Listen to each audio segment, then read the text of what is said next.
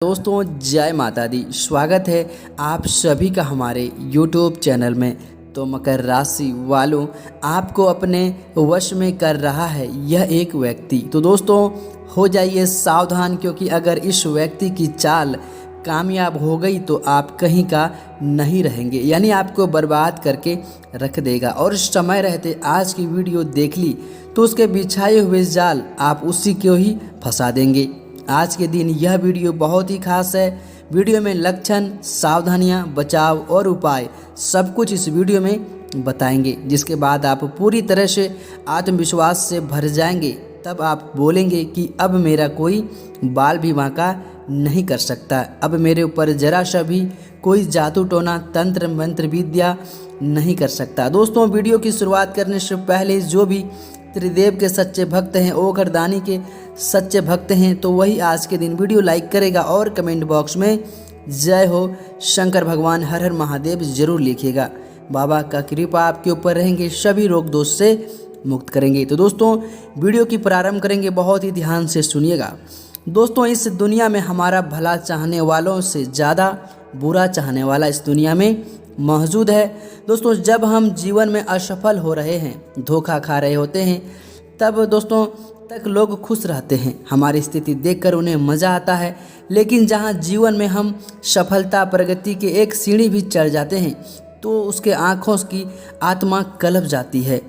लोग हमें सफल होते हुए नहीं देख सकते हैं, वो हमें हारा हुआ हेरा दोस्तों देखना चाहता है, परंतु हम भी उसके इरादों को पूरा नहीं होने देते। हम बजरंग बली के भक्त हैं, हम लगातार जीवन में आगे बढ़ते हैं और बढ़ते रहेंगे। लेकिन इन लोगों का क्या करें जो हमारे सफलता से जलकर गलत तरीके से गिराने की कोशिश करते हैं। जी हाँ दोस्तों, बहुत सारे ऐसे लोग हैं जो किसी को भी असफल करने के लिए, उसके जीवन बर्बाद करने के लिए तंत्र मंत्र का सहारा ले लेता है।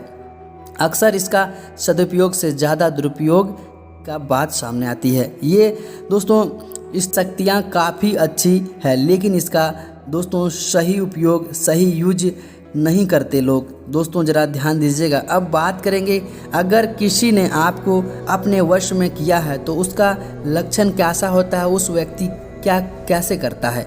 दोस्तों मान लीजिए आपके ऊपर किसी ने कुछ कर दिया हो तो उस व्यक्ति का स्वयं पर यानी खुद पर काबू नहीं रहता। ये बात आप ध्यान दीजिएगा। वो अजीब अजीब से हरकतें करने लगता है। उसकी हरकतों का सामना दोस्तों आसान नहीं होता, समझना आसान नहीं होता। वो जैसा था उसका स्वरूप पूरी तरह से बदल जाता है। छोटी छोटी बातों पर चिड़चिड़ा हो जाता है। रिश्तों की कद्र नहीं करना, कुछ भी बोल देना, रिश्ते टूटने की फिक्र नहीं करना, ऐसे हरकतें करने जो दोस्तों शर्मसार कर देते हैं। वो ऐसे ऐसे हरकत करते हैं जो आदमी को शर्मसार कर देते हैं। हम जान सकते हैं कि किसी न किसी आपके वश में कर रखा है, तभी हमको संकेत मिल जाते हैं कि आपको किसी न किसी ने वश में कर रखा है। दोस्तों आप इस संकेत को अगर देख रहे हैं, समझ रहे हैं, तो आपको यह समझ लेना चाहिए कि किसी न किसी उसको वश में कर रखा है। दूसरे नंबर पर जो संकेत आता है दोस्तों वो है, नोटिस कर सकते हैं आप, ज़रा ध्यान दीजिएगा। जब कोई इंसान बिना कारण के बीमार रहने लगे तो समझ लीजिए उस इंसान को किसी न किसी अपने वश में कर रखा है। अपने साथ भी कभी आपके साथ भी हुआ होगा कि आप अचानक से बीमार हो गए, ना कोई कारण ना कोई वजह। जब आपको हॉस्पिटल ले गया तो जब वहाँ पर गए, डॉक्टर आपको चेक किए, दवाई दिए, लेकिन वह दवाई असर नहीं होता। दोस्तों तो आपको समझ आ रहा होगा कि भैया ये समस्या क्या है।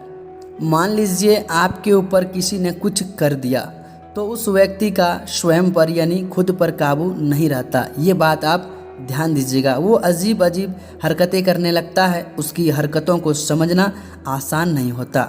वो जैसा भी उसका स्वरूप पूर्ण तरह से बदल जाता है। छोटी छोटी बातों पर चिड़चिड़ा हो जाना, रिश्तों को कद्र नहीं करना, कुछ भी बोल देना, रिश्ते टूटने की फिक्र नहीं होना, ऐसी हरकतें करना जो हमें शर्मसार कर देते हैं।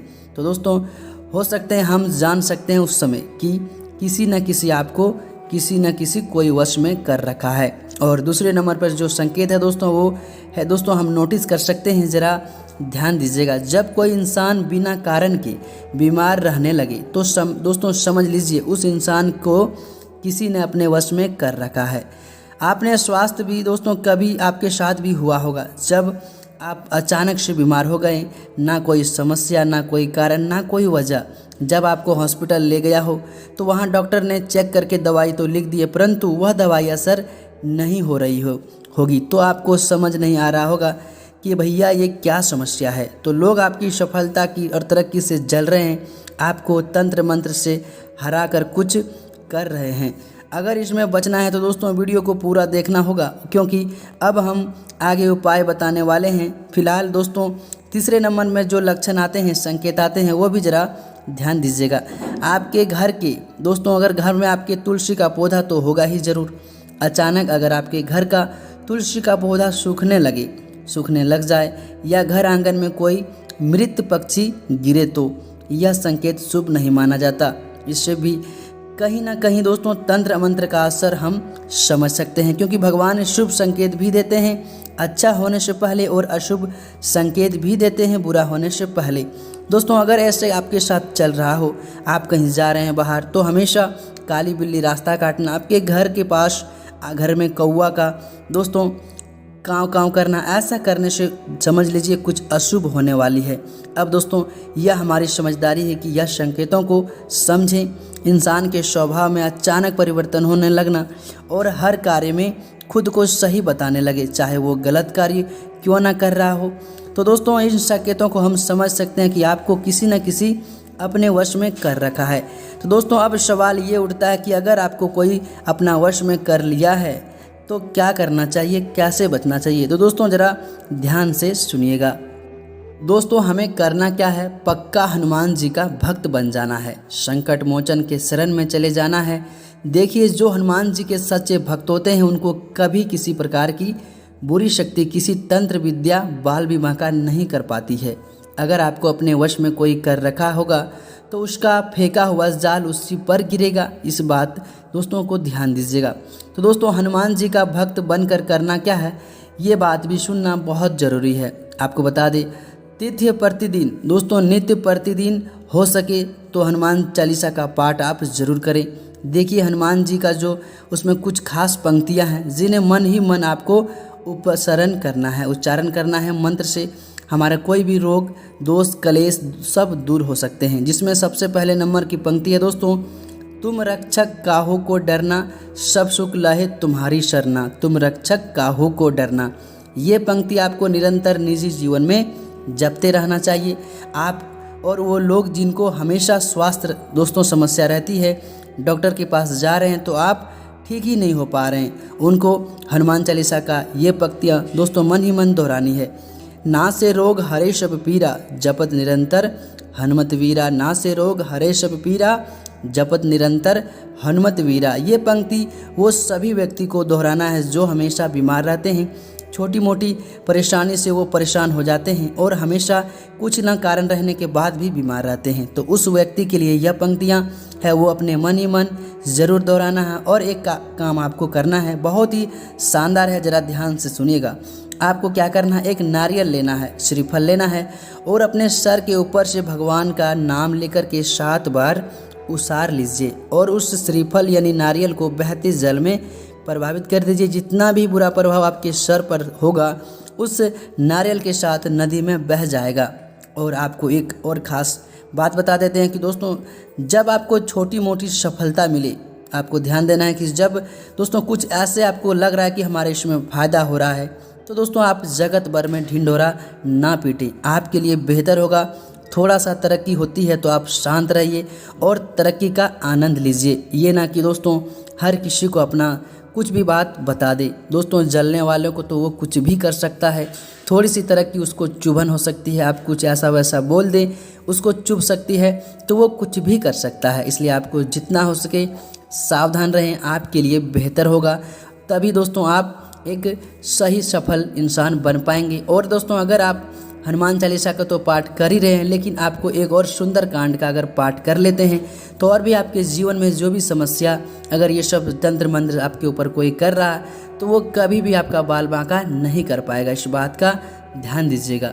तो आइए दोस्तों, अब समय आ चुका है कुछ उपायों के बारे में बात करने का। यह उपाय बहुत ही सरल और साधारण सा उपाय है दोस्तों। महाबली संकट मोचन से संबंधित यह उपाय है जो कि बिना पैसों का कर सकेंगे और सच्चे मन से करेंगे। तो दोस्तों, भगवान बजरंगबली आपसे प्रसन्न होंगे और आप जीवन में कभी भी निराश नहीं होंगे। दोस्तों, जरा ध्यान लगाकर सुनिएगा। दोस्तों, पीपल के पेड़ के नीचे आपको करना क्या है, सरसों के तेल का दीपक आपको जलाना है और पूर्व दिशा में मुंह करके तुलसी की माला से दोस्तों श्री राम नाम का कम से कम आपको 11 बार जाप करना है। ऐसे करने से महाबली संकट मोचन प्रसन्न होंगे और प्रभु श्री राम जी भी प्रसन्न होंगे और उनका आशीर्वाद आप सभी को प्राप्त होगा। दोस्तों, आपको बता दें, मंगलवार को ऐसे करना है। मंगलवार को यह उपाय करना है, बजरंगबली इससे प्रसन्न होते हैं। दोस्तों, मंगलवार के दिन बजरंगबली के मंदिर में जाकर के दोस्तों सिंदूर और चमेली का तेल जरूर चढ़ाएं। मंगलवार और शनिवार के दिन ऐसे लगातार दोस्तों अगर आप करते हैं तो जीवन में कभी भी आप असफल नहीं होंगे। जिस काम को चाहोगे करना वह काम होगा और भगवान महाबली का हमेशा आशीर्वाद आप सभी के ऊपर बना रहेगा। तो दोस्तों, यह उपाय को आप जरूर कीजिएगा, आपका जीवन हीरे से भी एकदम चमक लेंगे।